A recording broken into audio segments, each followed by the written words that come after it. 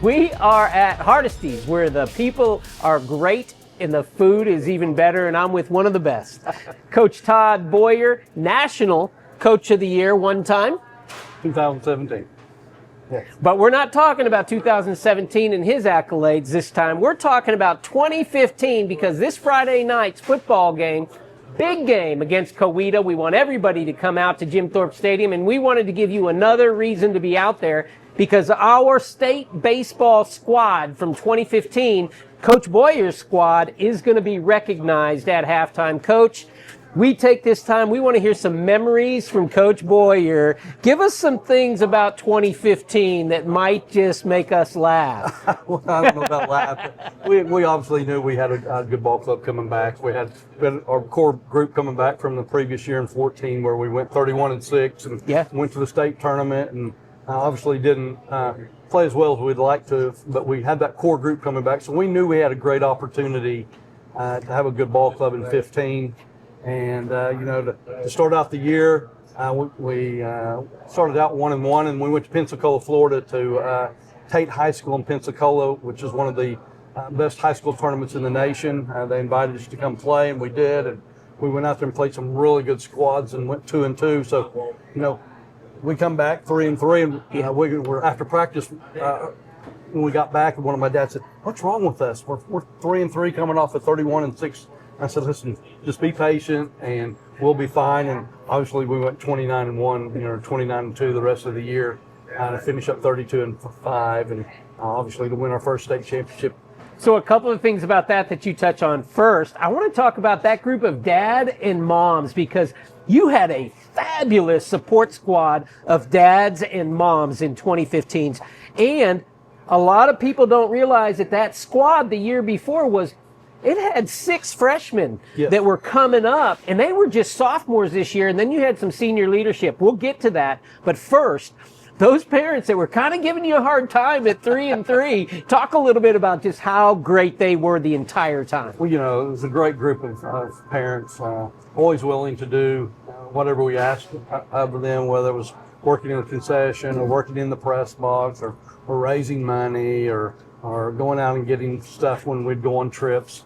Just an unbelievable group, and very blessed and honored to be associated with that group. Oh, I loved having them in the press box, because that's where I would learn everything about all the boys. They would be talking and rambling all throughout the game. It was so much fun. Very knowledgeable group. Their kids had played all, through Little League and traveled all over the state, and not only the state, some of them traveled all over the country playing. So very knowledgeable about the game, and so it made it fun sometimes to just sit down and talk baseball. Oh, very much. So now let's talk about the seniors, because you only had a few seniors on that squad.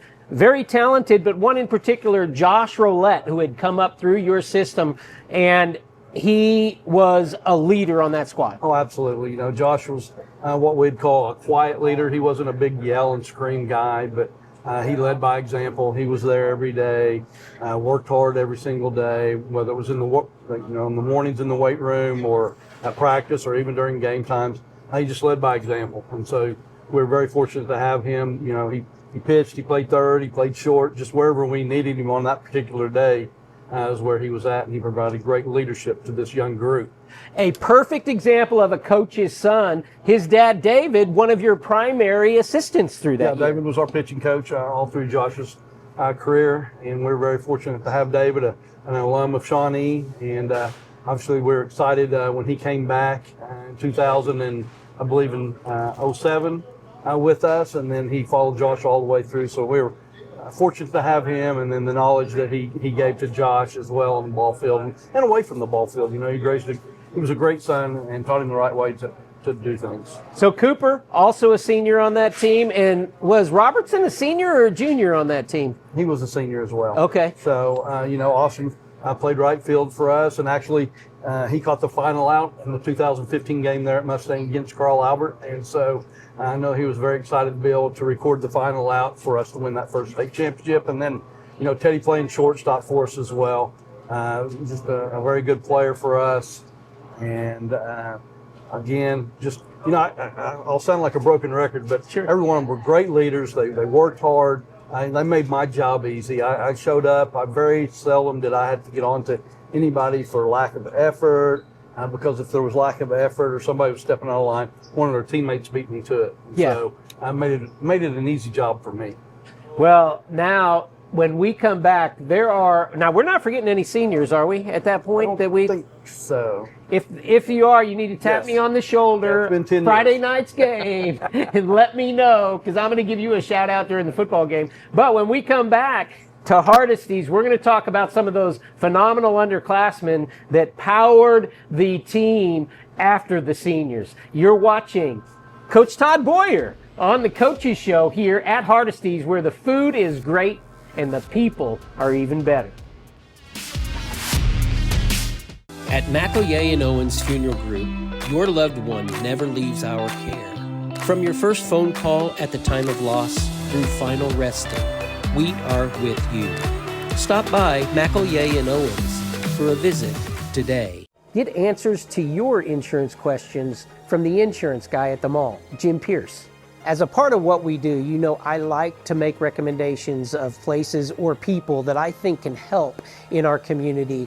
And as I've gotten older and I am closing in on Medicare and insurance needs, I really had a bunch of questions, because throughout my life, I really just basically had to sign something and other people would just take care of that aspect of life.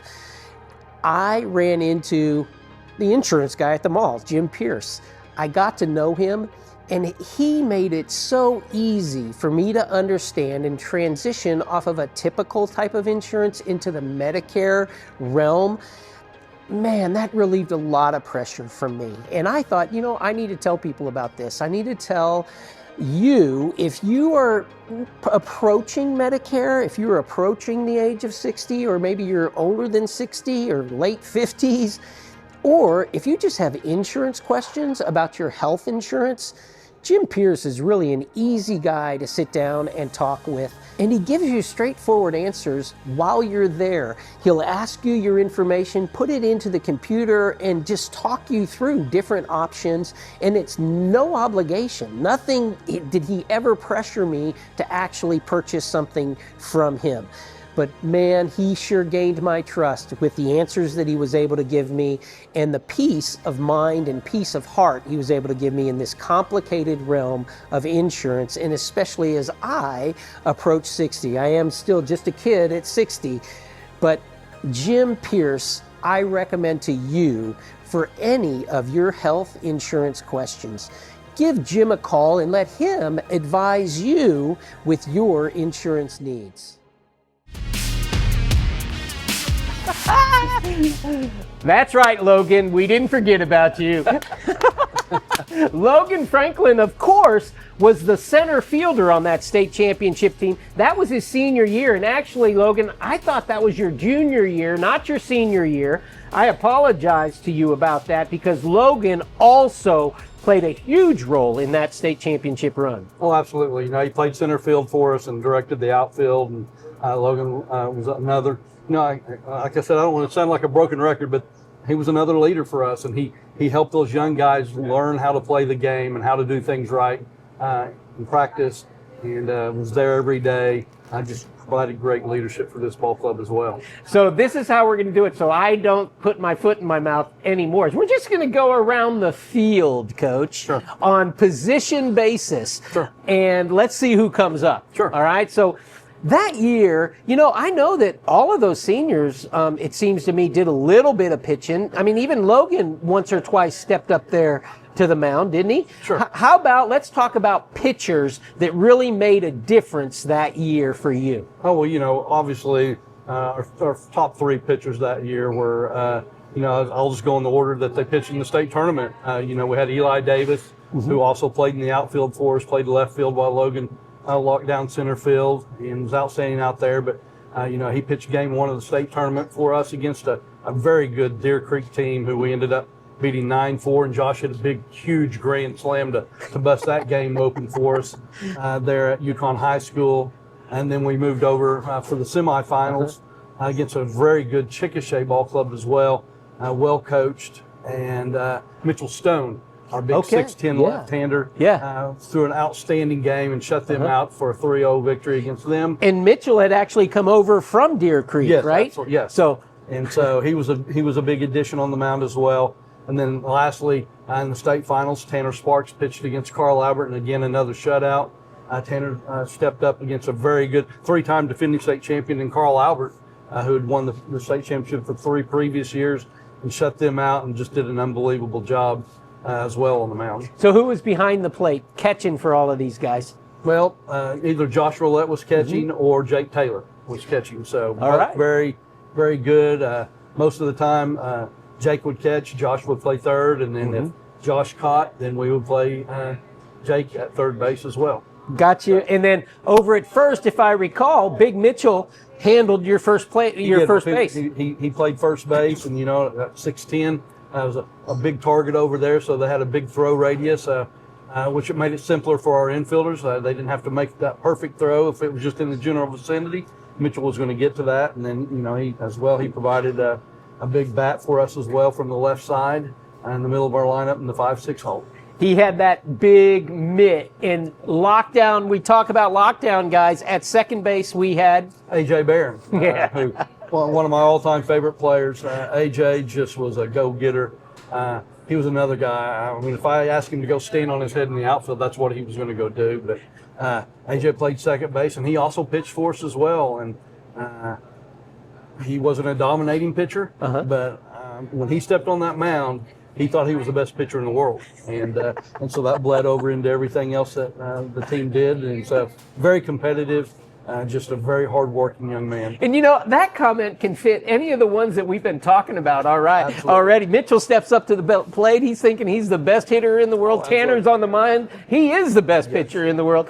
Oh man, all of those guys feeling that, and you got to have something like that. And right in the middle at shortstop, we had Teddy Robertson. And Teddy was the glue of our infield.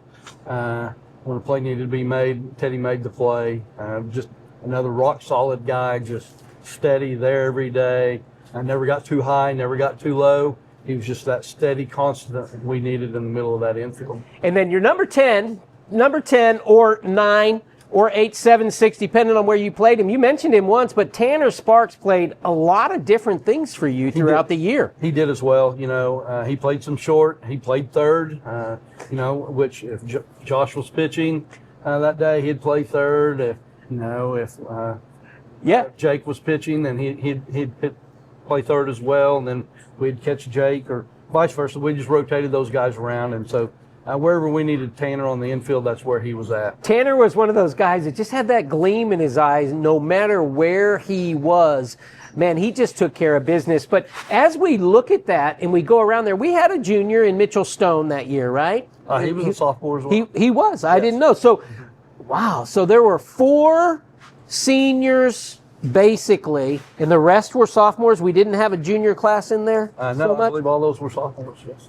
That is amazing to be able to put together a run like you put together in that year. You said 29-1 down the stretch when they came home from Florida. Yeah. How huge is that? When we come back, now we're going to have the coach's thought as he takes us through that season and helps us culminate in a state championship. We are celebrating the 2015 Shawnee High School State champion baseball team this Friday night at Jim Thorpe Stadium in a huge game against Coweta. We want everybody to come on out, yell for the Wolves both during the game and at halftime. Gear up your family with unique request one-off orders at Bleacher Season online store. That's right, little brother, dad, and mom with clothes and gear unique to your family. A bunch of cool gear to order. Bleacher Season makes your idea a reality. Gear up for the games at bleacherseason.com. The bees and their keeper can communicate. The beekeeper can hear when they're in distress and helps in turn. This partnership of mutual encouragement is a reflection of the harmony and balance we strive for at St. Gregory's Abbey. We're back at Hardesty's where the people are great and the food is... No, I said that wrong. It's where the food is great and the people are even better. You would think I'd rehearse that or something. You said it. Well, talking about great people, we've mentioned those players. We've mentioned one of the coaches that's helped you, but we've mentioned the parents. But Todd, your perspective that year, quite unique down there at third base, watching this team really come to life before your eyes. The year before, 36-6, somewhere in there. They've had a great run and really let down after the state tournament. Everything in front of them. Man, how did that season build and then culminate in the state championship? Well, I knew this team had a chance to be special. The year before, when we got beat in the state tournament, when we got on the bus to come home, I don't think there was a noise the whole way home. And as soon as we got back the next day, there were guys already working and starting to prepare for the next year. And through that summer, through our summer league program, some guys that went off and played on some summer teams, they worked extremely hard. When we got back in the fall, those guys just put their nose down to the grindstone and just went to work. And so I knew we had a chance to have a special group. And those juniors that you had mentioned, Logan Franklin, Josh Roulette, Teddy Robertson, and one more. I'm going around. Cooper, yes, Austin yes, Cooper. Yes. Those four really leading by example. I remember that because we lost a couple of special senior players, but those guys, it just seemed like the team went to work in that 2015 season. It was all about work. It was. Every day they showed up and they pushed each other. As I said earlier, I very rarely had to get on to anybody for their work ethic or what they were doing at practice or even in the classroom. I mean, this is another group, you know, obviously we won the 3 straight state championship, but they also, in their 4-year career, won 2 academic state championships as well. Wow. So, and not only did they take care of their business on the field, they took care of it in the classroom as well. That speaks volumes to the character of the home life and of these kids. Talk a little bit about one of those memories that just stick to you from that 2015 season, Coach, with any of the players or just happening, maybe something that somebody said. What's something that really stuck to your mind and still to your heart from that 2015 season? Well, obviously, just the hard work that those guys put in and the dedication and what they put in for their teammates. But I think that they loved each other. They cared about each other.